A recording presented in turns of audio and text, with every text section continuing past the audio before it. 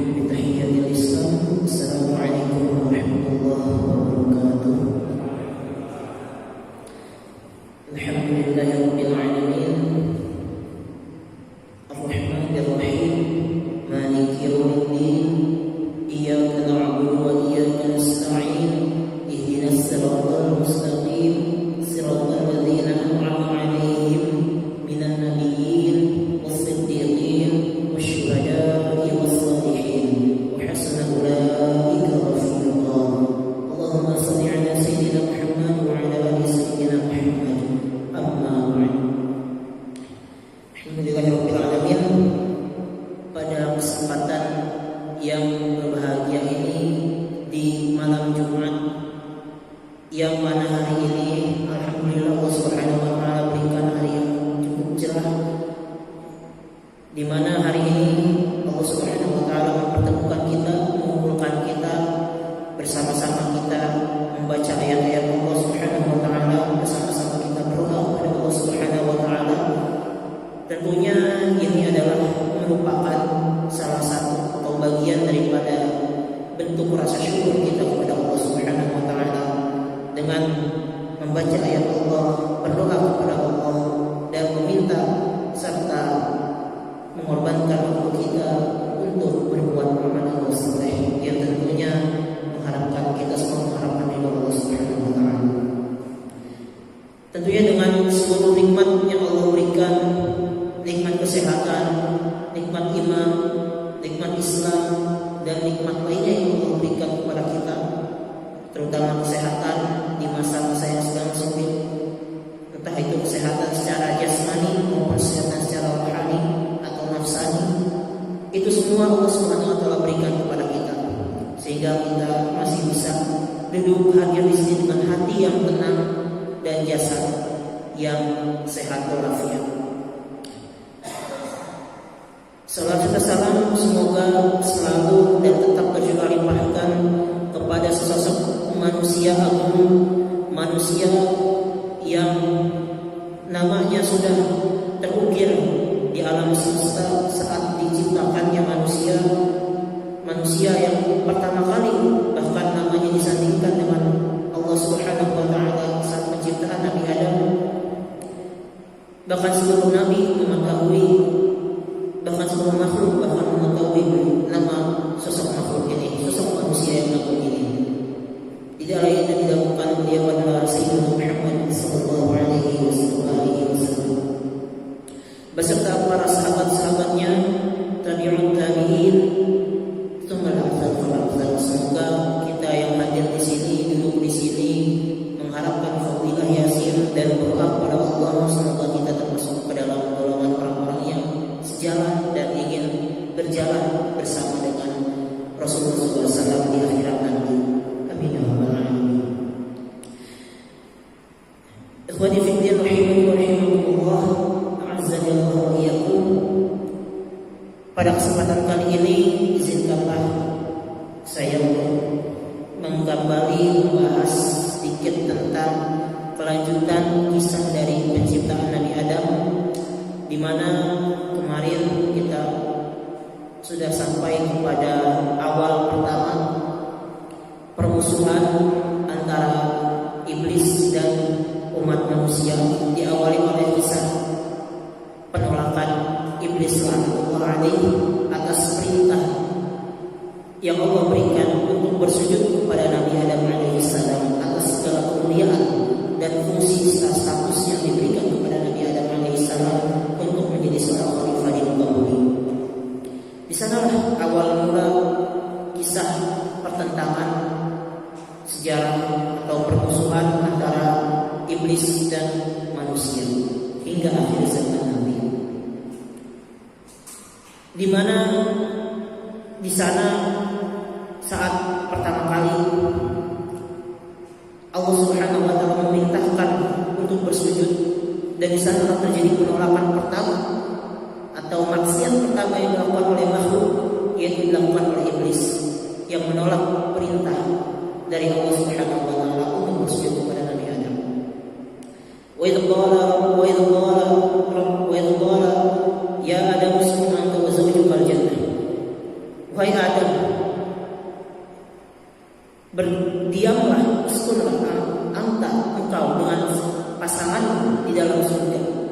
wala taqraba hadhihi syajarata fatakuna minadh dhalimin, dan janganlah engkau dekati pohon ini sehingga engkau akan menjadi orang-orang yang zalim. Ikhwani fillah rahimakumullah, sebelum masuk kepada konflik kedua di mana terjadi saat iblis mencoba merayu Nabi Adam alaihissalam beserta dengan Siti Hawa untuk memakan buah, entah di sana disebutnya buah tin, namun Allah Subhanahu wa taala tidak menjelaskan detail di sana buah apa. Namun sebelum ke sana, kembali bahwa di dalam surat Al-A'raf mulai dari ayat 10 hingga ayat 20-an, di sana Allah jelaskan tentang permusuhan antara umat manusia dan iblis, dan bangsa iblis beserta sekutunya. Maka tatkala iblis dalam surat Al-A'raf diperintahkan oleh Allah Subhanahu wa taala bersujud dan mereka menolak, maka yang konsekuensi yang iblis dapatkan saat itu adalah iblis dikeluarkan dari surganya Allah Subhanahu wa taala. Bahkan dicap sebagai makhluk yang fasik. Fa fasaqa an amri rabbih, atau disebut dalam surah Al-Baqarah kana minal kafirin. Dia iblis adalah termasuk golongan orang atau makhluk yang kafir atau yang menolak terhadap perintah Allah Subhanahu wa taala dalam surah Al-Baqarah. Insyaallah pada hari ini kita akan sedikit membahas dalam surat Al-A'raf ayat sekitar ayat 10 sampai ayat 20, di mana Allah Subhanahu wa taala setelah perintah sujud tersebut, maka setelah penolakan iblis, maka di sanalah pertama kali deklarasi perangan antara iblis dan umat manusia yang dinyatakan oleh Allah dalam surat Al-A'raf ini adalah dengan fabima aghwaytani la'aqudanna lahum siratal mustaqim. Allah kutip perkataan iblis alaihi la'natullah alaihi pada saat itu kepada Allah Subhanahu wa taala. Qala, maka iblis berkata, fabima aghwaytani, sebagaimana engkau telah menyesatkan aku, aghwaytani la'aqudanna lahum, maka sungguhnya aku akan membelokkan atau menyimpangkan mereka siratal mustaqim, dari jalanmu yang lurus. Dari sanalah awal mula deklarasi iblis yang dikutip oleh Allah Subhanahu wa taala dalam Al-Qur'an hingga saat ini, bahwa iblis pasti akan akan menyimpangkan manusia, membelokkan manusia dari jalan Allah yang lurus. Dengan cara apa? Maka iblis saat itu dikutip pula dalam ayat ini, summa la'atiyannahum, kemudian la'atiyannahum, sungguh benar-benar kami akan datangi mereka manusia min baini aydihim. Yang kata Allah di sini bakal jelas, Allah gunakan dua tanda atau dua tanda penegasan, menggunakan lam taukid dan nun taukid. Kemudian pasti aku akan mendatangi mereka dari depan mereka, dari belakang mereka, dari kanan mereka, dan dari kiri mereka. Wala tajidu aktsaruhum syakirin, dan kamu tidak akan mendapati mereka umat manusia dari hamba-Mu yang menjadi hamba-hamba yang bersyukur kepada Allah Subhanahu wa taala. Ikhwani fillah rahimani wa rahimakumullah, cara yang iblis gunakan untuk menyesatkan manusia, untuk menyimpangkan manusia dari siratal mustaqim, dari jalan yang lurus, itu sangat banyak caranya. Ada berbagai macam cara yang telah iblis alaihi lakukan untuk menyimpangkan manusia dari beribadah kepada Allah Subhanahu wa taala. Dari depan, dari belakang, dari kiri, dari kanan, dari atas. Apa maksudnya itu? Ada beberapa tafsir yang menjelaskan dari atas itu apa, dari kiri itu apa. Namun Terlepas dari beberapa penjelasan tersebut, artinya cara iblis untuk menggoda manusia bukan hanya langsung one on one atau face to face dengan manusia, tidak, tapi dengan berbagai cara, entah melalui keluarganya, entah melalui anaknya, entah melalui saudaranya, entah melalui bosnya, entah melalui tetangganya, masyarakatnya, dan hal lain sebagainya tidak kita ketahui. Perlu diingat pula oleh kita bahwa iblis itu abadi.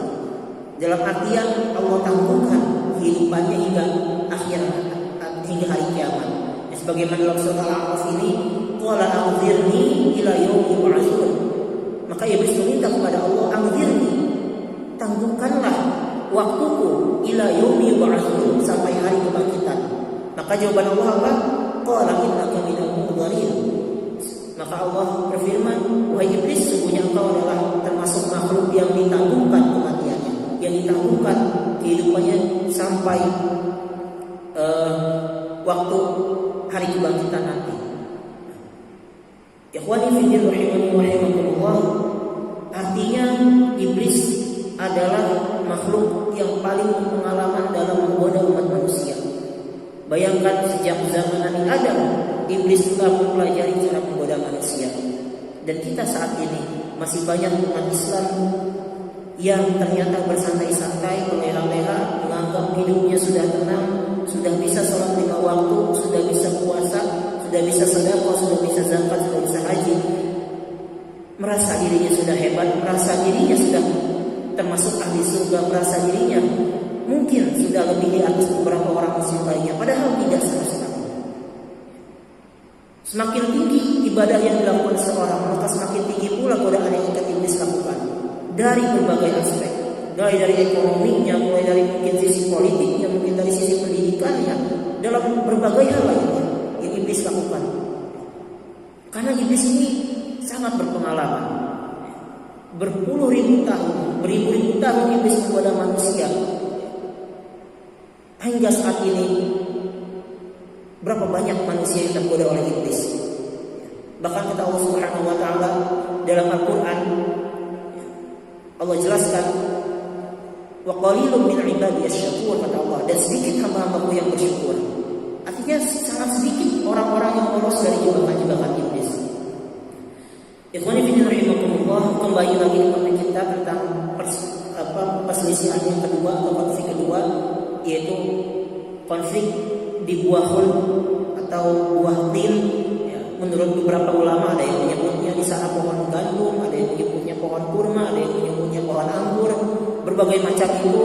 Namun wallahu a'lam bishawab, Allah yang lebih mengetahui, karena tidak dijelaskan apa itu di sana, hanya dijelaskan hadis syajarah, hanya syajarah saja dalam Al-Qur'an.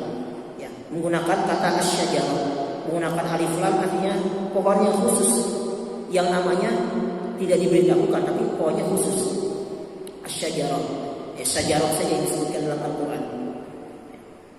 Adapun disebut pohon tin atau pohon itu dari kitab-kitab selain Al-Quran, ya, dari kisah-kisah Israiliyat disebutnya kalau dalam sejarah. Karena sejarah ini banyak sekali kisah-kisah Israiliyat atau kisah-kisah yang diambil dari kitab-kitab lain yang diadopsi ke dalam oleh para ulama zaman dahulu. Adapun dari alur kitab lain dan kitab-kitab lain serta cerita-cerita yang ada ya, di umat-umat terdahulu, banyak yang dicampur adukan ke dalam satu kisah agar bisa dirangkai kata-katanya menjadi rangkaian-rangkaian sejarah. Nah, itu memang mesti kita waspadai juga dalam mempelajari sejarah. Ikhwani fillah rahimakumullah, konflik selanjutnya adalah saat Allah Subhanahu wa taala melarang Nabi Adam alaihissalam untuk memakan sebuah buah di dalam surga.